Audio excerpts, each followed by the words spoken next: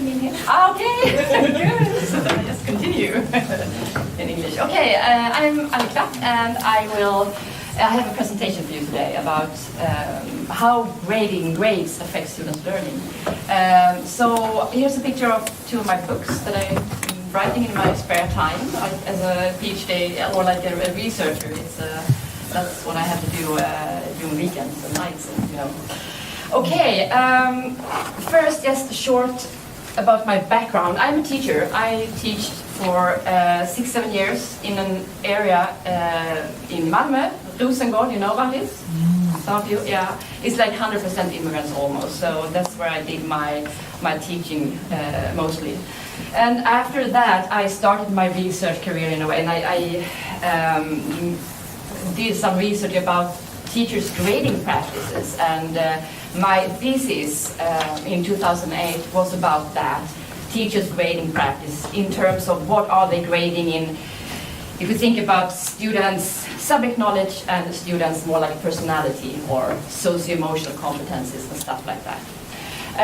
And then of course I do a lot of research today, and I work at the University of Gothenburg, and I also meet a lot of teachers, both that is out in practice, that has, you know, that have been working for many years, but also like becoming teachers. So that's what I do. I stayed at Columbia University for a period of 2 years, and I did my postdoc there, and there I met like people or researchers within the economics of education field, and I did some studies with them, and the book, the one there, Utbildningsekonomi om lärandets värde, that is a cooperation with the researchers at Columbia University, actually. So, and my presentation will be mostly about that, about grades and the function they have and how they can affect students' learning and motivation measured in later or subsequent grades. So the starting point is that summative assessment, tests and grades, they have different functions. We have the information, and that is that they give information to different agents within the educational system. It could be like parents, teachers, but also society at large. And of course for policy and research reason as well, to be able to follow the students in the system, how it's going. And then we have the selection, and this is really a strong function in the Swedish system. We use grades for selection, as a selection instrument. And that's why they are very high stake to our students, compared to many other countries, where they don't have that function. It's more like they have tests, they have admission tests and stuff like that, and they are really high stake in those countries. And then we have this with motivation, this function, and that is that we have some sort of assumption that grades motivate all students to learn more and to achieve higher, in a way. So we say that grades have this kind of function, and that is a bit problematic, actually, and that is what my presentation is about today. Feel free to, you know, interrupt me, okay? If you have a question, of course. Okay, summative assessment as a motivator. This assumption that we have means that we say that grades, for example, affects all students in a similar way. So if you're a student that has poor grades, this mechanism will make them become more motivated, to shape up, to learn more, to study harder, to learn more and to achieve higher and to get better grades. If you're a student that has good grades, it means that you will continue to learn, continue to be motivated, to achieve higher and to get even better grades, if it's possible, if you're not like a top student. If you have this assumption in mind, it's reasonable to think that we should introduce summative assessments earlier and more often, because that is why students are motivated and want to learn. However, Did I have a but there? Yeah, I did. At the end. It's just a but. And that is due to like two perspectives. We have the economic perspective with the agency theory and the relative evaluation theory and tournament theory. And this is within the economics field of research. And then we have the other one, the other perspective, and that is the pedagogical, the psychology, that kind of perspective. And there we have like motivation theories, like self-determination theory and stuff like that. So we have like two different perspectives on motivation and what makes people learn, achieve, or, yeah. So, and if we start with the economic, this is like the basement of that theory, or the theories within the economic field, is that incentives are the essence of economics. And incentives, that is rewards and punishments, carrot and stick. It could be like praise, all this like external way of giving rewards or punish. And we can say in this field, economic, that individuals, they are like homo economicus, that they always try to maximize one's options. So no matter your background, the parents, the family, or what your experiences are, you should always, you always maximize, try to get the highest grade, do whatever it takes to succeed. And if you have this view, of course, low achieving students are the ones that are affected by rewards and punishment the most, because they have the greatest potential to be better. So they could really change like their way of learning, since they are low achieving. Are you following me? Yeah, that's good. Okay, so agency theory, just short about this. Do you know about it? Have you? No, not very much. Okay, it's quite interesting. I will just talk a few minutes about this. The agency theory in basic, it's about setting contracts between different agents, an owner and an agent, for example. And then we have like owners, it could be the boss, it could be the government, it could be like the headmaster, it could be a municipality. That is the owner of the organization or the company, something like that. And then we have the agents, and that is the workers. It could be teachers, students, headmasters. That is the people who actually do the work for like the owners. Okay? And we set up a contract. So if you do this, you will have this salary. And if we take this to the educational field, it's like, if you're a student, if you do this, you will have this grade. So it's some sort of a contract. We have in Sweden the criteria, or the kunskapskrav. That is some sort of a contract that says if you do this, you will have this grade. However, it's difficult to describe more complex tasks and things that people do like in school or at work. It's difficult to describe complex tasks in a contract. It's difficult to write about it. So it's always a risk of simplifications and that we focus on the surface. And that is a little bit of the criticism towards the criteria, that it's hard to interpret, it's hard to perhaps describe them thoroughly. It's like difficulties with describing what students should know in order to get a certain grade. So as long as we have like simple working tasks, like cutting down trees or building cars, something, it's easier to like describe it in a contract. So the relative evaluation theory, it's about that they say that ranking is good information for students to have. That ranking helps students to know where I am, in the ranking list. If I'm at the bottom, I need to put in some more effort to be able to, to achieve more and get better grades.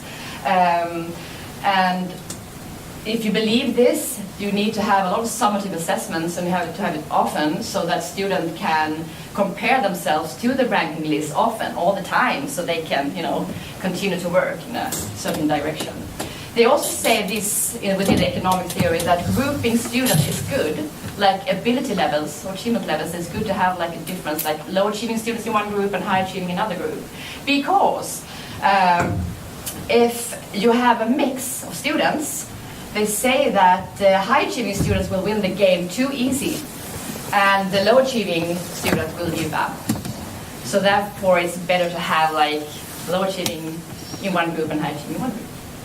However, this is within economic theory, so when we look at like grouping students, this has no support in research within the educational field. So, okay, and concerning this theory, most studies here is with adults in sports context, and often it's like high achieving students as well. So there's some difficulties with these studies. The tournament theory, it's that you compete for prizes that are set in advance. So for example, they have a lot of empirical studies in sports, and they see that when they raise the prize money, the athletes, they run faster and they do more to try to get the money, the prize money. But they also see that if somebody, are about to lose, they just give up and stop running because you don't have, it's no meaning in doing it. It's just, you will be second or third place. You won't win the money, so it's no, you don't have to put any effort in it. So if we compare this with the criteria in school, we can see that, for example, what students can say is that we need to meet all the criteria for a certain grade. And that means that some students have the risk of like giving up when they realize they can't really reach to the highest grade because they have failed in some other assignment or something.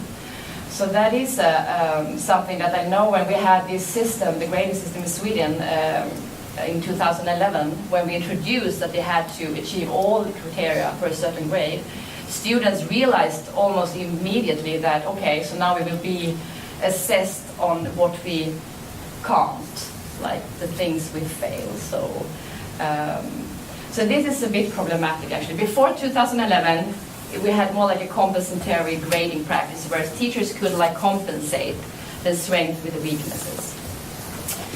Okay, so and also like to formulate the criteria for the grades in a way that we all, for example, in this room, can interpret in a similar way, it's impossible. There's not like one single master interpretation. So it's about words, it's about what we have, our experiences, our knowledge about it that affects how we interpret it. So that's problematic.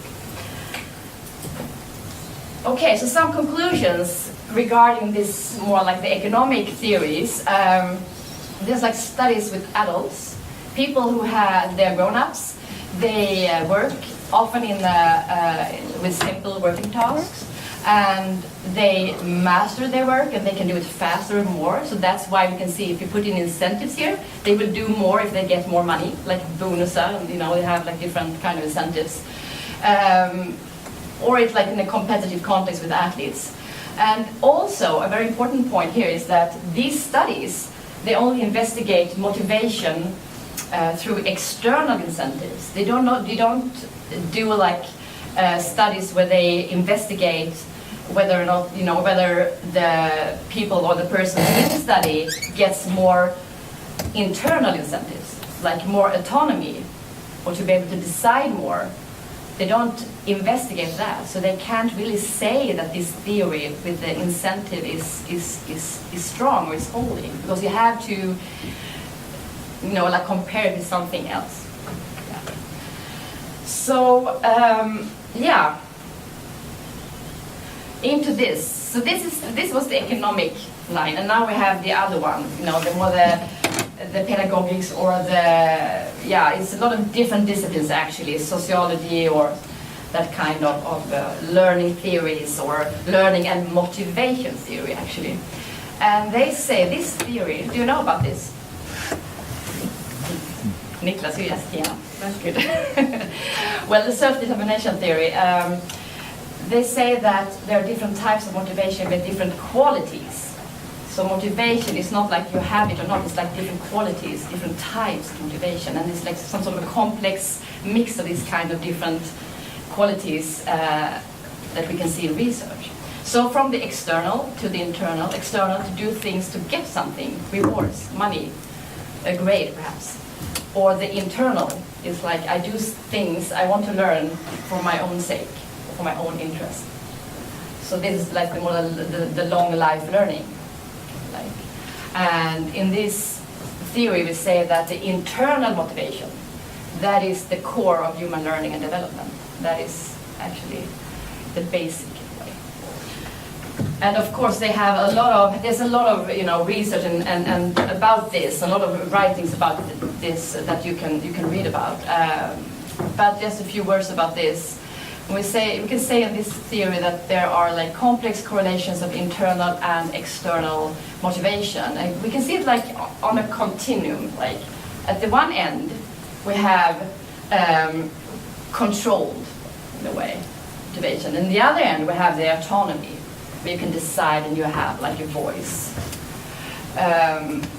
And what we see in research, when we do studies about this, is that external incentives like praise or rewards or punishments or stuff like that may harm the development of the internal motivation, the own drive that I want to do something. So the external rewards incentives may steer the development of the motivation for the student. So, for example, when a teacher says, well, you need to learn this because it's coming on the test, or your grade is based on this. Or if you say it's good to learn this because it's good for you to know this later on. However, if you're like having teenagers today in the Swedish school and you say to them, well, this is good for you because you will have this long life learning, you could be quite, I don't know. It's quite hard, since students today in our system are quite instrumental in that they want to know exactly what to do to get a grade. So it's a hard situation for teachers, in a way. Of course, students, they are in a complex learning process. They are young, they haven't finished yet. So when putting in incentives in their learning process, things can happen that are not really good for the learning or, Okay. Why do different groups of students may thus be affected differently? What do you mean by that? Yeah, it's because if you're like a low achieving student or a high achieving, or it's also like we can see that it's not like the internal, it's not like the positions, like the one thing or the other. It's more like a mix. And for different groups of students, some can like combine. So I could like. It's not like always negative if you have like praise or something. It depends on how you do it. If you give praise, for example, is it for the task or the ego? Or so different groups here are affected differently. So it's more like not all students are affected the same way. If you think about the motivation, that we assume that grades are motivating all students, no matter their background or achieving level or whatever. So this is more like, okay, we see that we have different groups of students and they are affected differently. Doesn't self-determination theory also say that not all schoolwork can be intrinsically motivated? So you need some sort of external force, at least in the start. Or? It could be like, what they have seen is that if you have like students that are really unmotivated and perhaps have given up or whatever, like they're not really doing, they don't want to do. It could be like some have, teachers who have like the students with different kind of diagnosis or something. It could be like a start, So you have, if you do this, you can have some sort of an external incentive to get going. But as a teacher, you must know when to stop it. Like, okay, now we have to stop to give these kind of incentives. Otherwise, we're like trapped in, with the rewards and the punishment thing. So you should know about that. Okay, I can have it for some students need it in the beginning, and then we have to fade out. Yeah. Okay. So what is this? Yeah. Well, this is my reflection when I wrote this book about it as well, is that it's problematic to transfer results from like economic studies into the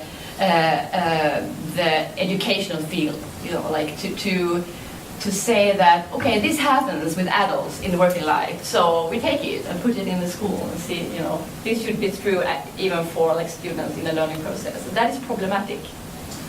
There's some consequences. So this is what I think we see today a lot in the Swedish school, is that this with the rewards and punishment, with the grading system and the assessment system, there's a risk of fostering students to develop external motivation. They will be quite instrumental. And this is not really in line with the curricula. We have like different parts of the curricula. The first two parts is about just a lot of good writings there, like what we should do with the students and, you know, the aim of the subjects and whatever, like very good stuff there. And then the third part is more about the grades and the grading. And that is a separate part in a way. But yeah. And then also not in line with lifelong learning, we have like this thing that we believe that students should learn for the lifelong, you know, long term, instead of like studying for the grade. Okay, so what does research, like the empirical studies, say about grades? There's a lot of reviews in this area, in this field. And I just listed some here, and I cooperated with some other researchers. We did a review for the Research Council in 2015. We did a lot of studies on these subjects, like on how grades and tests affect students' learning and later grades. So there's a lot of reading here, so that has been done. And so what does it say? If I just make some conclusions about it, is that low-achieving students compared to high-achieving students is that they have difficulties in understanding and interpreting grades. And there's a risk that they also develop superficial learning strategies. And I will talk a little bit about that later on here. So, and they also need to put, of course, much more effort into their learning to reach the higher grades. And they also have a greater risk of giving up. So this is like the conclusion from the reviews I showed you before. That's what can happen when being graded. So some Swedish studies, and there are like 3 studies I conducted. It's 2 or 3 years ago, and I used like the large-scale data, and it's 2 databases that I have access to, and it's evaluation through the follow-up database and Gothenburg educational longitudinal database. And this survey, and it's also like register data, a lot of grades and family background variables, and then we have like questions to students of how they like school and about self-efficacy, self-concept, motivation, all different kinds of questions that I can use. But in Sweden, between 1969 and 1981, it was voluntary for municipalities to grade their students. And this was in 3rd and 6th grade. So for 12 years, the municipalities could choose how to grade or not to grade their students. And this means that in this database, in the sample I'm using, the students born in 1967, 50% of them, this is a national representative sample, and 50% of them were graded in grade 6, and 50% were not. So this is like a natural experiment. So I have like a quasi-experiment. So one group were graded in grade 6 and one group wasn't. And then I have all the other information for all of them, 8,000. So that's how I could conduct and design these studies. There are 3 studies that are published, and this is just some sort of a mix of them. Okay, the dependent variables, this is the outcome. That is what I want to see. What can explain the outcomes in grades, okay? So the dependent variables here is a grade point average, because it's like this. If I have students who were graded in 6th grade, and I have another group of students not graded in 6th grade, I believe that the group that received grades, they have some new information they didn't have before, and in comparison to the other group. So this new information, the grade in 6th grade, does anything happen when they get it? Or is it like no effect? So I want to look at this, and of course I want to look at in the old grades, I call them. It's the grades, the subject grades that the students had had for a long time. So no matter the assessment practice in the classroom with the teachers, does this grade in 6th grade, does anything happen? Does it have an effect? Do you follow me? Ah, that's good. Saturday, 5 o'clock soon. Yeah, great. So I have this grade point average for grade 7, 8, and 9, and it's like grade and grade and grade, but it's like, it's the year. It's like in grade 7, they are like 13, 14, and then it's up to 15, 16, 9th grade. And then I have another variable, it's graduated from upper secondary education, or if they did not graduate. So, and then I have background variables in order to see if I can explain something. If something is evident in the analysis, and what about gender, socioeconomic status, and the cognitive ability that I'm particularly interested in here, to see if like the low achieving or the high achieving students are affected differently by the new information in the grades, if they were graded. So how did you know the cognitive ability for those who were not graded? Okay. Because there's a test, so everybody takes the test in 6th grade. So all of the 8,000 students did take a test. So it's only the graded information that is like only for the groups that was graded. So all the other information I have for all the students in the whole sum. Okay? Yeah. So, and here is the result. And this is a graph, and you can see the cognitive ability. That was 3 tests. It was the spatial and logic and verbal ability. And these tests are known for not measuring, for example, or having like gender differences or differences related to socioeconomic status. So they are like girls and boys achieve, the same levels on this test. So there's no such differences in them.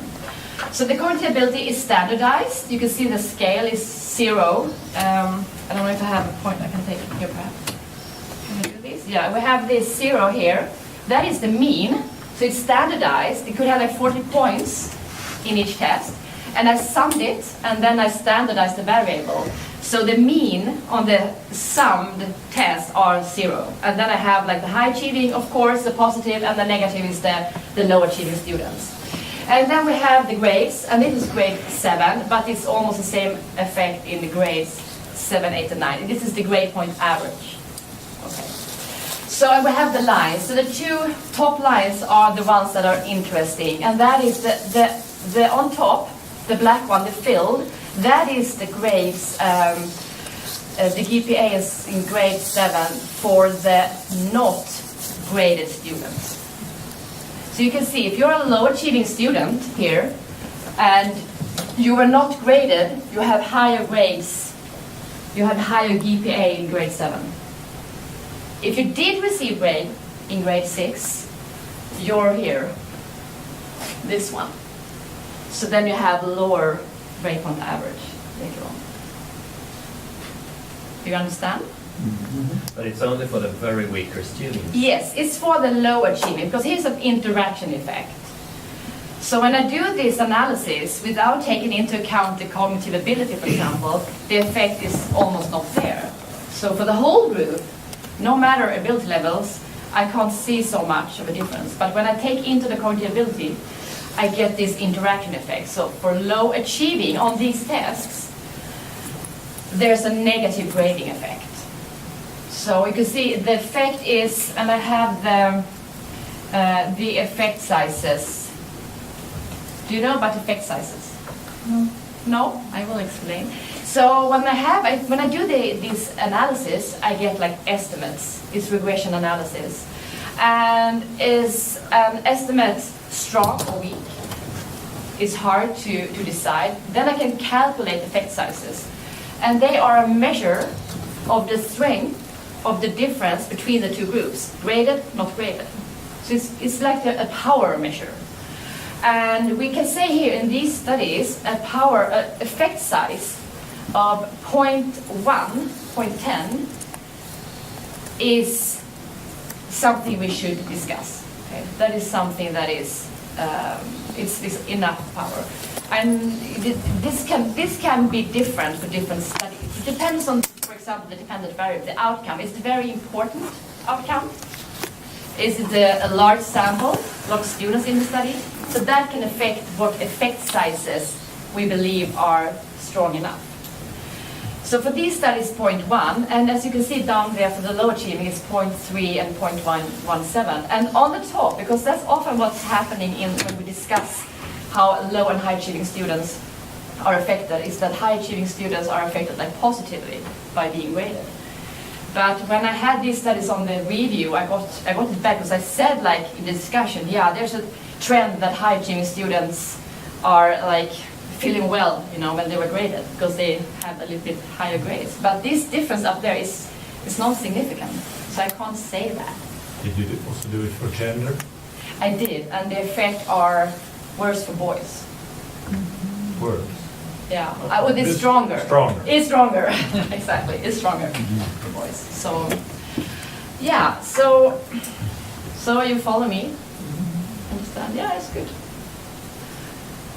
So the results, just to conclude, draw some conclusions. There's a negative grading effect for lower grade students on this test. Okay.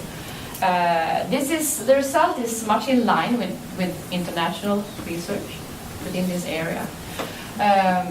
So the negative grading effect lasts over time because also, I didn't have this table here, but it is that students who were graded in 6th grade, they don't graduate to the same extent as students in 6th grade that didn't receive grades. Can you please repeat? Yeah, I know, it's like... Great. So, the negative grading effect for low achieving students, it persists, they don't graduate from upper secondary school to the same extent as students, low achieving students who didn't receive grades. Okay, you follow me? Yeah. So the negative effect, it continues. So there were no difference due to SES, socioeconomic status. Perhaps you were surprised by that, but this can be about other stuff, like how do I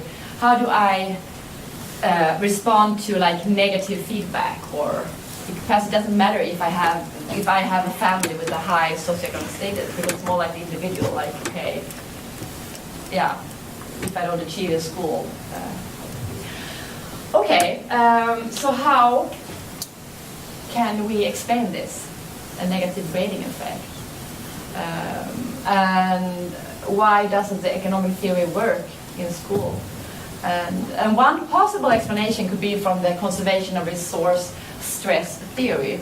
And as a background to this theory as well is that the most important context in young people's lives are about the home, family, and the school. So what happens in school? Well, that is related to two main areas, of course. And this theory, do you know about it? Have you read about it? No? I think it's really valuable if you're a teacher or working in school or with, that kind of presence in school with people. This is a mix of it's research from different disciplines that has resulted in this theory. And it's about people having resources. People and students, they have resources. And it could be knowledge or competencies. It could be my personal characteristics, my motivation, whatever. It could be the things I put in a situation. And as people or students, we try to keep them, these resources. We try to develop and gain new resources. For example, manage assessment situations or develop reading literacy or learn new mathematics. We try to do something with our resources. And what happens in school is that students can experience a stressful situation. For example, within the assessment system, like being assessed or being graded, and high stake, the grading. And it can mean that students' resources are threatened, and it can also mean that they lose resources and that they perhaps invest a lot of time and effort in trying to develop their resources but fails. So it could be like this example, they have difficulties to understand the teacher when the teacher explains things or to keep up in lessons. They can fail national tests. They can fail like homework tests, and they have like bad grades. And it's also like they try to learn, but they do not succeed. They don't manage. So this is like a starting like negative process. And this may lead to that students try to replace a lost resource with a new resource. I don't know if you've experienced that. When I worked in Rosengård, I experienced that a lot, because students, preferably like the boys, were like, okay, but I will be a new Zlatan. You know, they were going to be like football, you know, soccer pros, so I don't have to succeed so much in school. They can try to retake the lost resource or compensate a lost resource. Okay, good. I saw you. To compensate the loss of a resource with the support from others, for example, like getting support from family, friends, or whatever. So example, study more or get help from relatives. But actually, there was often a discussion at my school, when I worked with 3 different schools in Rosengård, and like, okay, but doesn't this student have a, you know, an uncle or a brother that can help them with the mathematics or help them with something, you know, try to get support from around. So, yeah, and this mechanism and this process may also lead to different strategies among students. So students can develop like proactive and positive strategies, or more reactive and negative strategies. And the positive is perhaps, for example, that they set reasonable goals, and that they invest in the resources they have, and they plan, and they are like proactive, plan ahead. But foremost perhaps, that they retrieve quickly after failures, that they continue and they don't like give up here. If you fail, they don't say that it's their inner weaknesses. It could be good when we have students who say that the teacher is really bad or the test was really bad because they can keep their resources. Of course, it's not good if they do it all the time, but if you do it sometimes, it could be okay. Yeah. The negative strategies, like avoid challenges because I don't want to fail. And that is really bad for learning. We want students to take on challenges, and they can become like passive and negative, and like school is nothing for me, and that it takes a long time to retrieve from failures is really bad, and perhaps they blame their own inner ability. I'm failing. I'm so bad. I'm really good. So if you have students like this, you really should work with this. So we can also see that there's an asymmetric relation, that it's, if you lose resources, to lose resources affects students more than gaining resources. So there's a negative bias. So when the student experiences losing as many resources, for example, as he or she is gaining, the losses affects the student more. So, and this with the immune neglect, this is also something you can think about if you're like a teacher, that a difficult and stressful situation can leave a signature with the student. So in the next situation that is similar, for example, in assessment situation or something like that, this could affect the student negatively. So we have to think about this. Yeah. Okay, I have like a couple of more minutes. One. Good. This is perfect.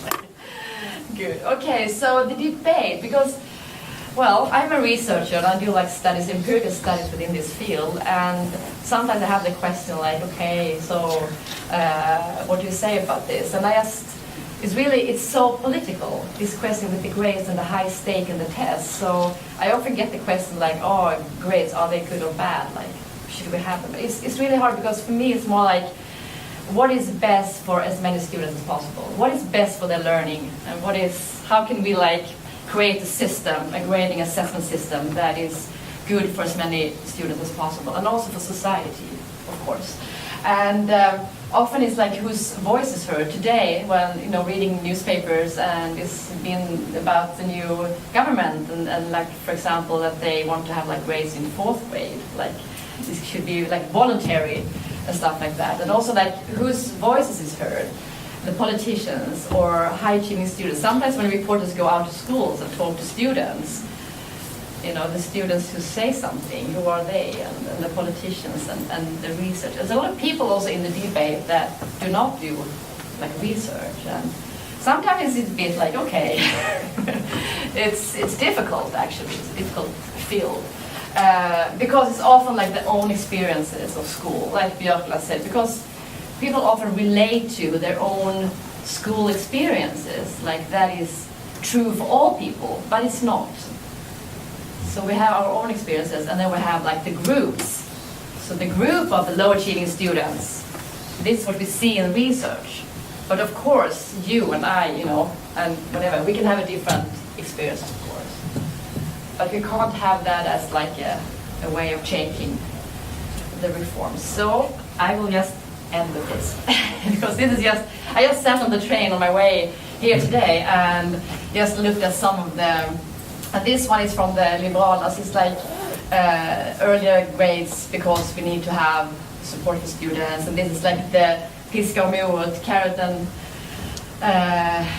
and stick for, you know, to motivate people. And there's down here, there's just from the person here from Nyhetsbyrån. They say we don't traumatize children with early grading. On the contrary, without grades, they will suffer for life.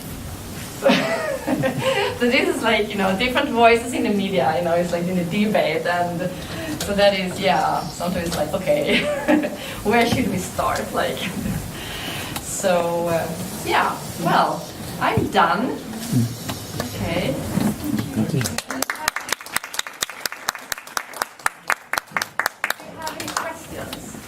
So you've done the research on 9 and 12-year-olds. Would it be the same if you took the 16 and 19-year-olds? Yeah, because that is graduation. Right. This is from 6 years, yeah. So, and then up, because the GPA was in 7th, 8th, and 9th grade, and then graduation is even. But I mean, you haven't been able to see if you haven't been graded in year 9, but what would you expect? No, because all were graded. But the alternative to grade would be an entrance exam.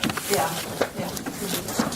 But that's not, you know, what we can see, like in research, is that grades, they actually are quite good, like in predicting how it goes. Better than, for example, the SWISAP, because grade teachers seem to be quite good at knowing what kind of competences and skills and knowledge the students need to have to be able to succeed.